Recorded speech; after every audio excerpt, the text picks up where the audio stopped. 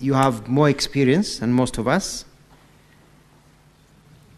Mr. Speaker, sir, what we've been doing and what I found the ministry has been doing is that we have been trying as much as possible to use the tools that are given to human resource agencies when they're employing.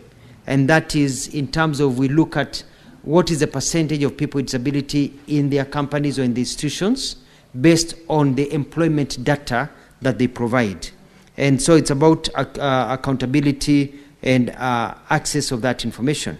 Number two is also looking at procurement, because, for example, the law is very clear that a certain percentage needs to be given, of government procurement needs to be given to people living with disabilities. So we've been also tracking to find out whether that is accurate and how it is being done. As I said earlier on, Mr. Speaker, the act that we had was weak, but the new act gives us more tools and an ability to do even better. And I want to thank Senator Keyo for pointing out, because this is where the dichotomy has been. It's like we've been put in a place whereby we are asking people to do things, but there is no enforcement mechanism. There is nothing that can be done to somebody when they don't do it. You know, there is no law, but now we have a law now, and you know, this Article 54 of the Constitution is very clear about some of these things.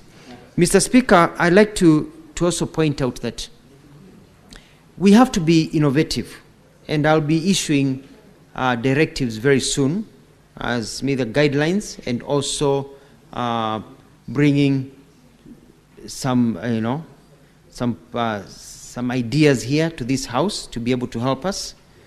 For example, when I served as the governor of Machakos, we issued a notice and had all supermarkets and buildings compliant with the law, and woke up one day and we shut down a lot of buildings, and we closed, shops, supermarkets, and people complied very well. But you see, that was just because it was something that was very important to me and my government at the time in Machakos. But we want to make this a national issue.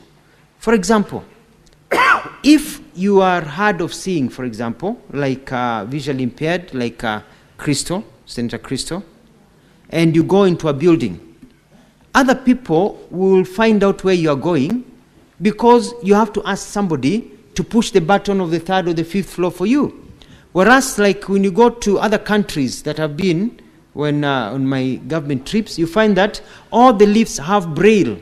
So you can just touch and know where you're pushing. And when you're inside the lift reads out the floors so that you know the next floor is yours, and the lifts have opened. So we're getting there. But these are things that we can't just let the private sector and the public sector do it under goodwill. So we'll be giving directives as government and saying these are things that are expected. Ramps have been well enforced all over. But there's a simple thing, Mr. Speaker, sir.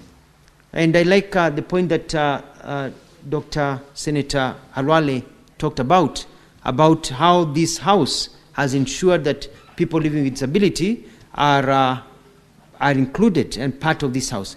If you're in a wheelchair, members of this House, if you're in a wheelchair and you want to do a banking transaction and you want to go to an ATM here in Nairobi, in a wheelchair, you'll not be able to transact. You'll have to ask somebody to help you, because the ATMs are made for people who are standing, able-bodied people. Majority of people on wheelchairs cannot reach that ATM. So we need to do like what they have done in Australia, they have done in England, they have done in many countries, also have ATMs that also consider the lives of people who are living with disabilities. Thank you, Mr. Speaker. Now, honorable senators, we need to conclude it at that. It is now 10:12. We will move to the next question. Now, honorable senators, we have, for lack of a better word, wasted 15 minutes of this question because we did not raise quorum